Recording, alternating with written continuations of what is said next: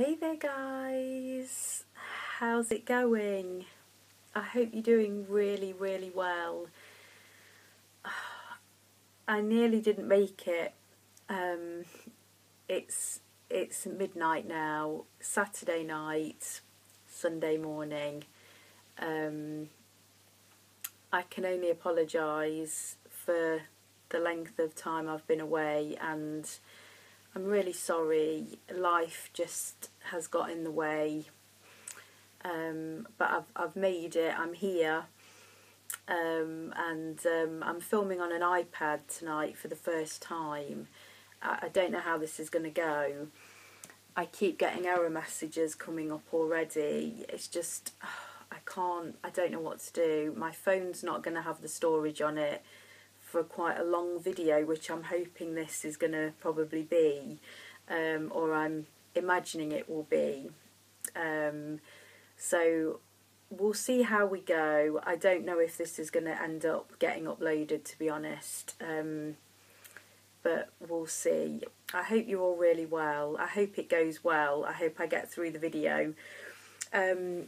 I just wanted to start the video really quickly by saying a big thank you to Tracy, who's over at All Things Perfume 101, a channel here on YouTube. I was a giveaway winner. Yay! I was so excited, and I won a little mini, lovely little Mugler cologne fragrance, and thank you, Tracy. I've got it. It's amazing. I love this fragrance. It's so gorgeous and has been cheering me up all evening. So thank you, and do check out Tracy's channel. I'll link it down below. She's got a fabulous collection. So thanks again, Tracy. What perfumes have you all been wearing today? Well, recently I've been rocking my Charlie White. I absolutely love this fragrance, as you know. What can I say? In the hot weather, it's so fresh, it's so clean, it's so long lasting, so many compliments. Who doesn't love Charlie White? $3.99. What can I say? So that's really been cheering me up lately as well. I've been trying to wear my perfume of the month, as I'm testing one each month. This month I was sent Tom Ford Velvet Orchid. I'm not feeling this one at all. I don't know if it's because of the warmer weather, that this for me is definitely a heavier, more powdery, colder weather fragrance, that I'm just not feeling it. I don't know what it is, but I'm going to keep giving it a chance, and I'll maybe talk about that a bit more on a different video, because I'm really excited about today's video. I'm branching out a bit, I suppose. You know, I've been here for just over a year now, and started this channel just because I had to find a way to talk about perfume, which is my number one passion, love affair in this life, and you know, I just had to find a way to explore that, really. But I've wanted to kind of talk about other things for a while now, and I just feel it's time to maybe talk a little bit more about me and my other interests, because there is a lot more to me than just perfume, and there's lots of other things that I would like to talk about. So I'm also going to still be doing my fragrance videos, of course, and I've got quite an exciting unboxing video to do, which is hopefully my next video, if I get time to do it. When I get time to do it, I'll have to make the time. So, you know, it's still, of course, a big part of my channel, but I am hoping to reach out to different people and talk about different things, hence my video today, which, if you're tuning in, you're interested to hear about my top 10 all-time favourite books, which I can't wait to now talk and tell you about. And what I would like to do is to put these kinds of videos under an umbrella, which I'm going to call Mums Who Miss Culture.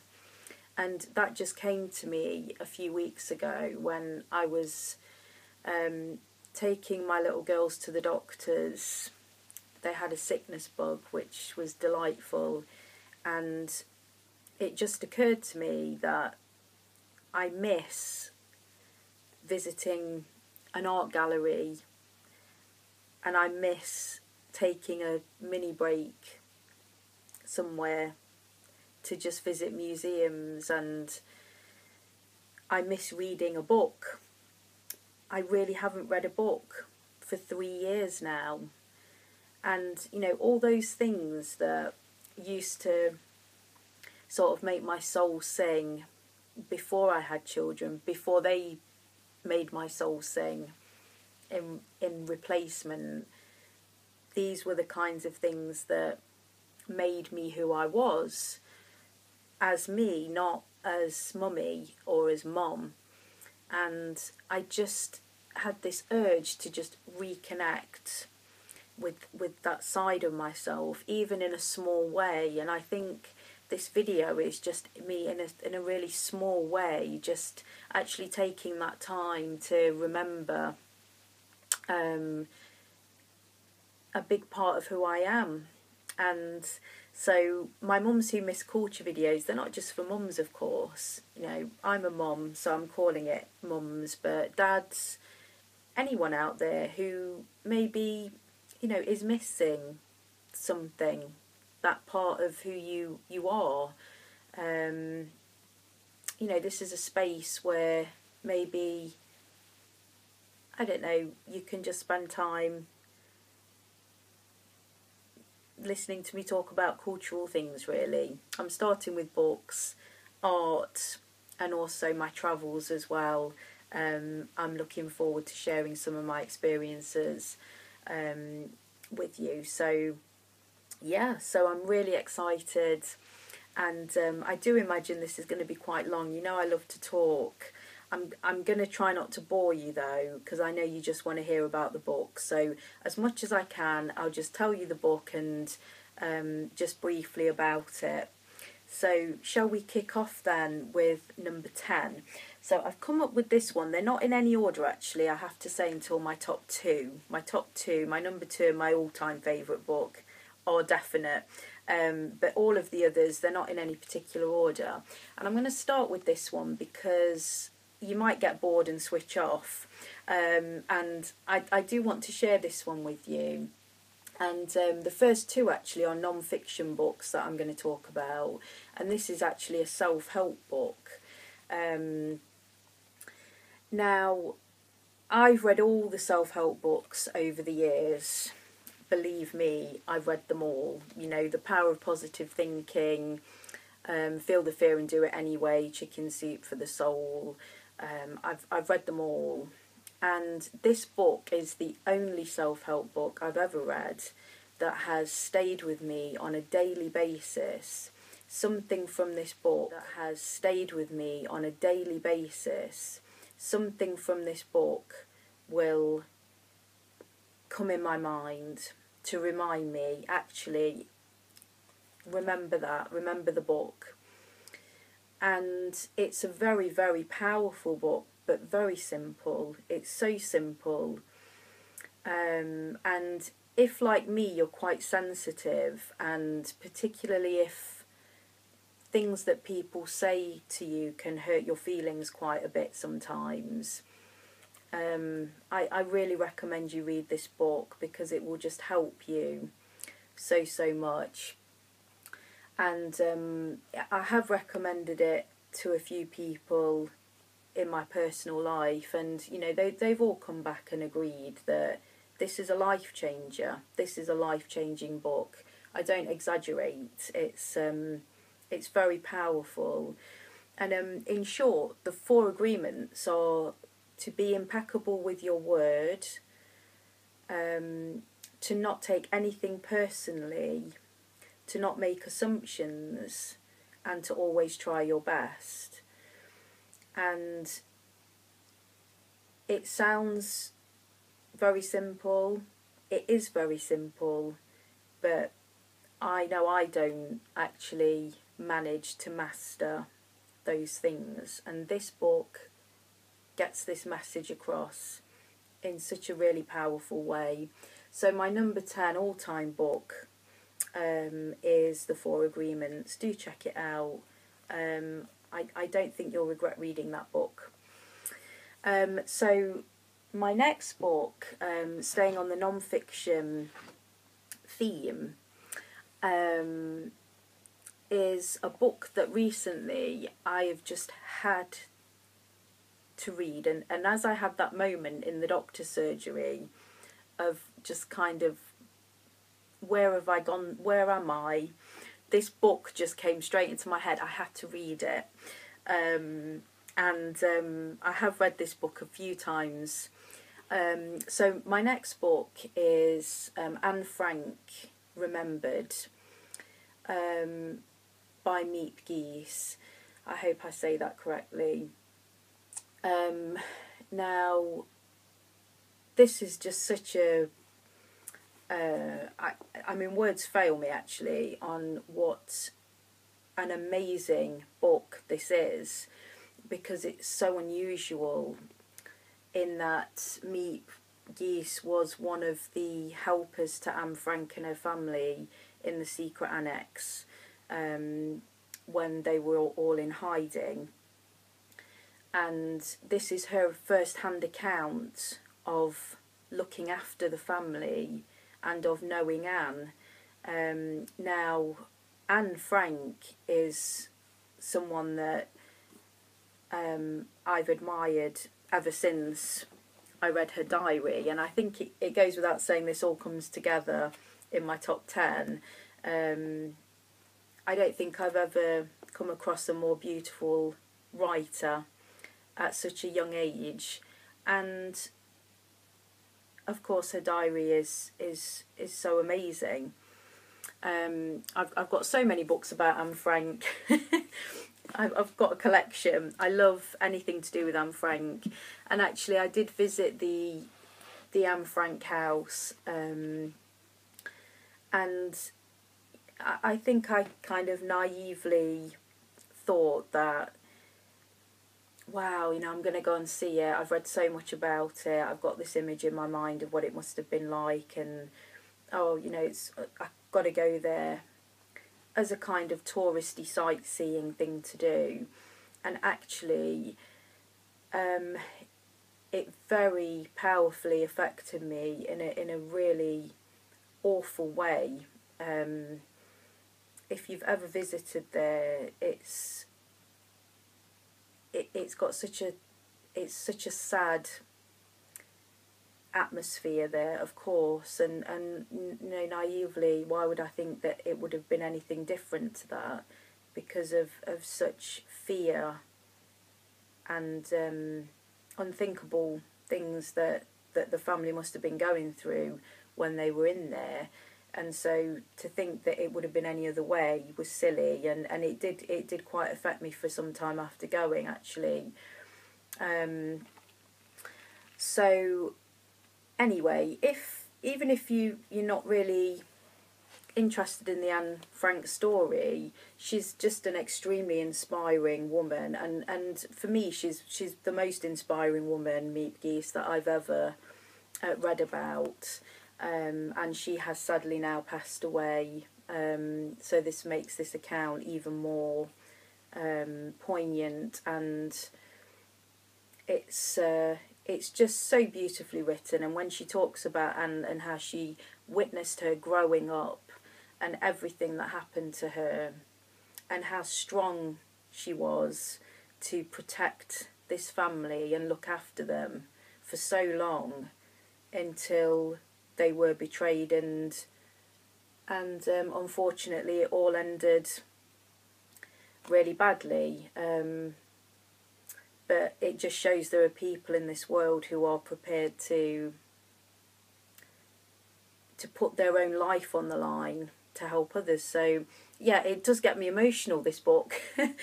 And it's very late as well. It's been a long day, but I've just finished reading it again. I've made the time to read it. I've been reading it whenever I can, and I'm so pleased I've reconnected with that book. It's an amazing book. I'm already talking for far too long, aren't I, about each one. Okay, so where shall we go next? Okay, well, I'm a hopeless romantic, and I do love my romantic books. And I am a huge fan of the Brontes, and I go through phases of having to know everything about them all over again. They fascinate me. The family absolutely fascinates me. And I visited Haworth when I was about 15, and to experience the setting, you know, the house on the moors where they lived and wrote these masterpieces is unforgettable.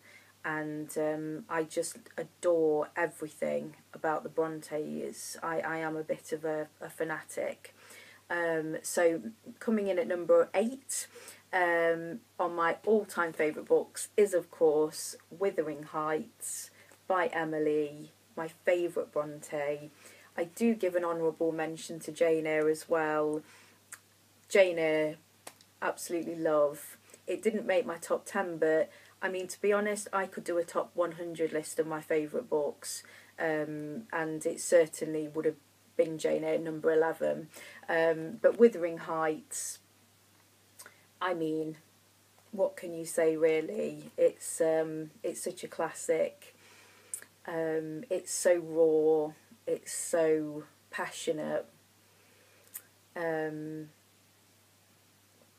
It blows me away. And I did actually read this at school, and it still didn't put me off. So that shows what really fantastic book this is. I'd love for you to get in touch if you're a Bronte fan, if Wuthering Heights is your thing. I mean, what can I say? And I find it all the more fascinating that, you know, Emily never experienced that love in real life firsthand. So, you know, her imagination is phenomenal, and I'm just blown away. So Wuthering Heights comes in at number 8. So what else have I got here? Well, lightening the mood a little bit. They've been a bit heavy so far, haven't they? I love this book. I've loved it since I first read it. One Day by David Nicholls. So following, the saga of Dexter and Emma, and their on again, off again relationship, and it follows them on the same day, the 15th of July, St. Swithin's Day. Each year moves on, so each chapter, I think, I've not read this for a long time, but each chapter is the year after, and you know, everything that's changed in that year. And it's so clever, it's so beautifully written, it's so entertaining, it's funny, it makes you cry, and I just love the way that his characters develop from being young, naive students through life as it changes in their 20s and 30s, and it's so true to life, and it's really relatable and really entertaining. I love David Nicholls as a writer as well. So One Day is definitely in my top 10. So then my next book, am I on to number 6 now? Tuesdays with Morrie. which I think a lot of people have heard of. And I think a few of my books actually are in the Oprah Winfrey Book Club, which is where a lot of them became popularised. I can't remember if that's how I came across this book actually, through Oprah's book club. But it is quite a well-known book, and just is it's a non-fiction actually, because it follows the relationship between a sports writer and his old professor from university or college, and he reconnects with him later on in his life when his professor is terminally ill, and he has his new lessons with his old teacher, and these lessons are all about life and what's important. It's just one of those beautiful, cosy, life-changing books. It's you don't forget it, you won't forget it. And he was such an amazing man, and reminds you of what's important through these lessons. So it's a very inspiring read, and I know that this book has changed a lot of people's lives. So if you've never read it, I would really recommend you give it a go. I don't think you'd regret reading this book. So Tuesdays with Morrie. I really love this book. It's fantastic. Okay, what else have I got here then? Okay, right. So is it number 5, 4, 3? Yes, so number 5. This isn't going to be too long after all. So, yes, Sherlock Holmes. Huge fan. I'm a huge fan of Sherlock Holmes, and I have been since I was a teenager. Since I first came across the books, I just love Arthur Conan Doyle, and you can see that I love Sherlock Holmes because I have a lot of different editions of the stories. My favourite one being, this was one I picked up in the Doctors actually, surprisingly enough, for like 50p or something. They had a bookshelf and I was, I'm having that. It was brilliant. But my favourite edition is the 150th anniversary edition, which is very precious to me, and which I don't tend to read a lot because I don't want to get it spoiled. So I tend to read my less. It doesn't matter if I rip it or I don't know. Not that I rip my books, but you know, it doesn't matter if I crease it or anything happens to it. I don't tend to touch this one a lot. But yeah, I just it comes out mainly this one at Christmas. There's no cozier, more warm and safe and happy feeling for me book than Sherlock Holmes. It must be, you know, the foggy Baker Street, with just all the Christmas coziness it just entails for me. And if you are a fan and you know about the books, my favourite stories, there's a few, but my all-time favourites are the Copper Beeches, the Solitary Cyclist, the Crooked Man, the Illustrious Client, Boscombe Valley, Old Place, I think it's called. Shoscombe Old Place is a different one, but the Boscombe Valley Mystery. I think that's about it. But I mean, I love them all. But those are the ones that probably stand out for me. The Copper Beeches being my favourite. So coming in at number 5, my all-time favourite books. I just love them. It's the Casebook of Sherlock Holmes. Okay, slightly different now. So number 4, this book, which if you haven't read, I'd highly recommend. If you're looking for an outstandingly beautifully written fiction book, and it's called White Oleander by Janet Fitch. This is just one of those unforgettable stories, and you know, there's so much fiction, isn't there, out there, and there's so many books out there, and you know, I did, prior to having children, you know, read, you know, a lot of books, and this one really stood out for me. And I've never forgotten it, and I do like to dip back in and out just because the writing is so powerful and beautiful, and it basically tells the story of a girl called Astrid who becomes separated from her mum, who murders an ex-boyfriend or a current boyfriend. I can't quite remember the exact plot, but her mum goes to prison and she goes through the care system, and it's her experiences and all the problems that she faces and what she goes through, being treated really badly. But the reason I love this book is because of the portrayal of the relationship between her and her mum is just so unforgettable. And you know, it's a very raw book, and it's difficult reading at parts, and it's just unforgettable. It's a really standout book for me.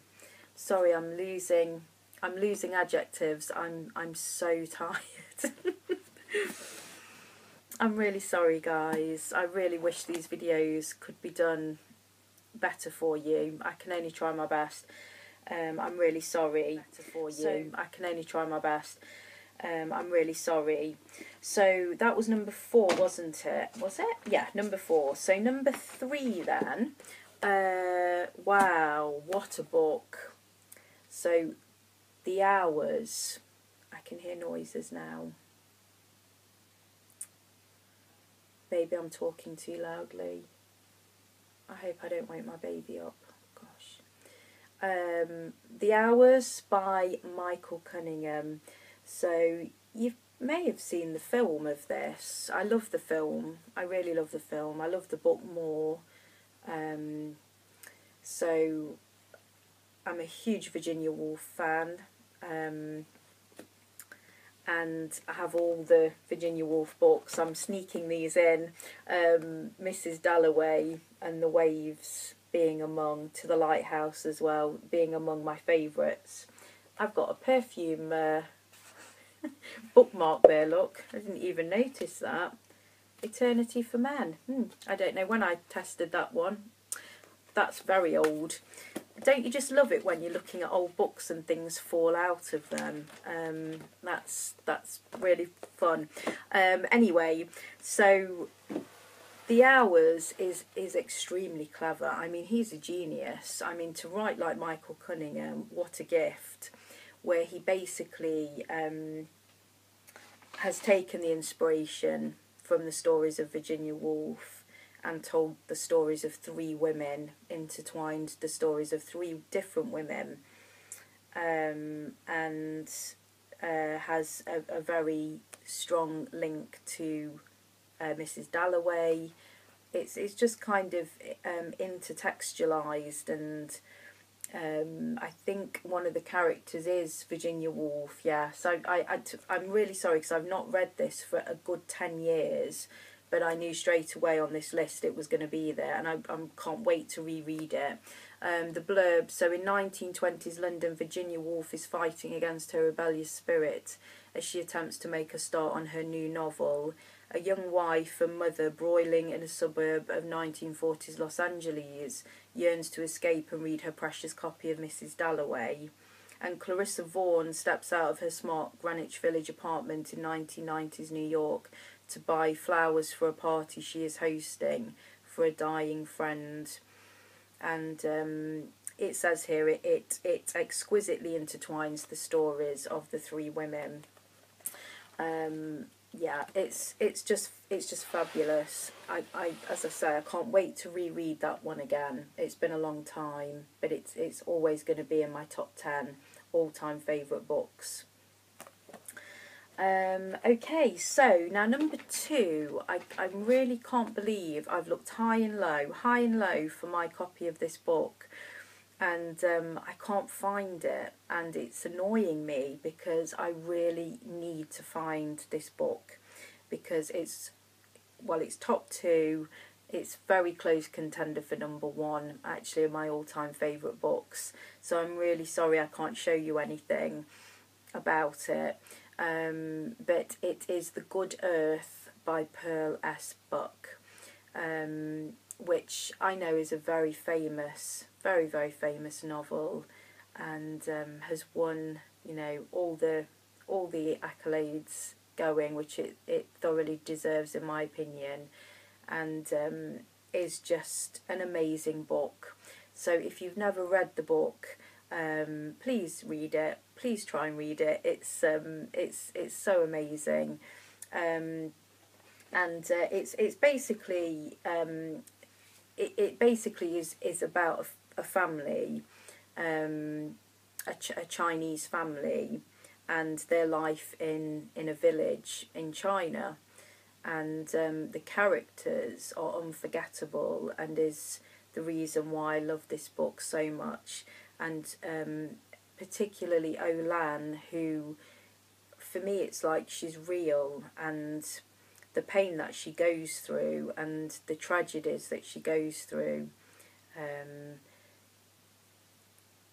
it makes me very emotional. I've never forgotten her, and I think about her from time to time. It's really strange. She's not real.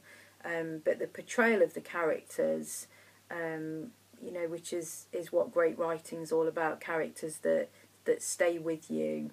They're just so amazingly crafted, and you feel so much for them because they're just so beautifully depicted, and it's just such an amazing book. Sorry to keep saying amazing. But it really is. So my number 2 is The Good Earth by Pearl S. Buck. Okay, right, so we're nearly there. So number 1. So what is my all-time favourite book? Well, I hope you're excited. Are you all excited?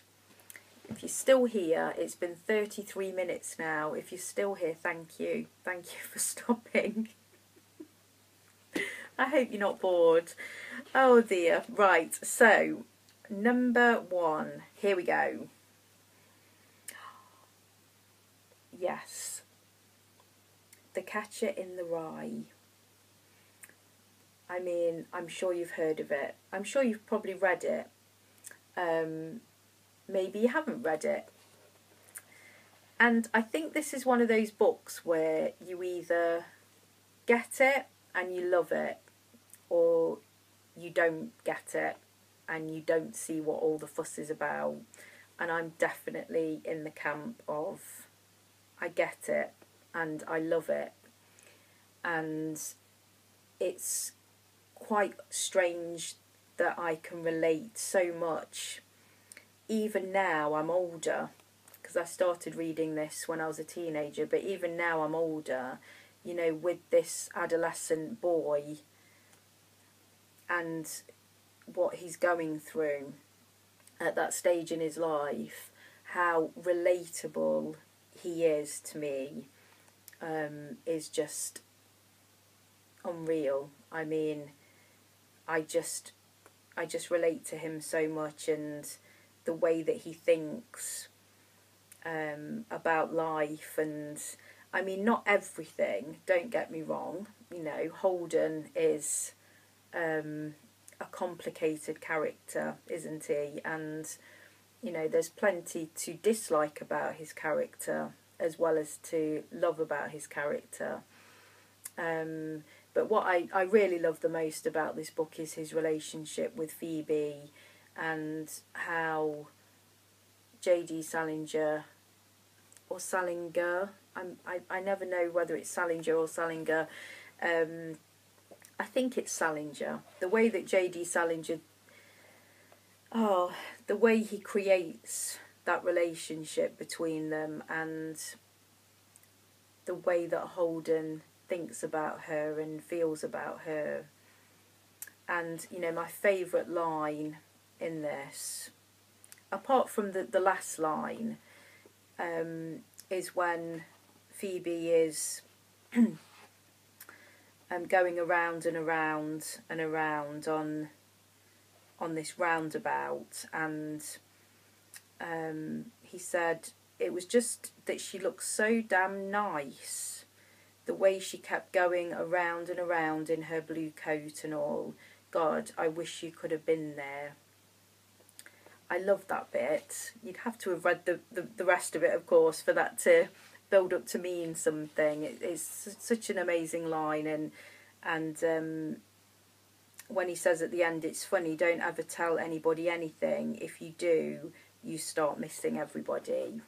With those lines, they're my favourite lines from the book, and I just love this book. I've got something coming out of this book as well. What is this? Oh, cinema tickets. Les Miserables back in 2013. Wow. Well, I remember that night out, actually. I don't know what the tickets are doing in that book. That's really cool. They were hiding in my Catcher in the Rye. So anyway, I've come to the end, and it's very, very late now. So I do hope I'm going to be able to upload this. I hope you've enjoyed watching it. Yeah, I hope I've described the books reasonably well. It is a bit scary talking about something else other than perfume, but I've really enjoyed it, and I'm looking forward to doing more of my mum's missing culture videos. Maybe I'll think about art next time. I'm a big fan of art, and have got quite a lot to say about it. So anyway, let me know how you think the video's gone, and for all my current subscribers, thank you so much for all of your support, and you know, I will be back with more perfume videos. I hope you've enjoyed this video, and if you're new here, please subscribe. I'd love for you to come back and yeah, and share more videos with me. So thanks again, everyone, and I'll hopefully be back really soon. I am on Instagram, Perfume Mummy on Instagram. I do get on there a little bit more in between videos, so do check that out. Okay, well, sweet dreams, everyone, and let me know what your favourite books are. I'd love to hear from you, and if you like any of my choices, I'd really love to hear your opinions on them. Okay, sweet dreams. See you soon. Bye.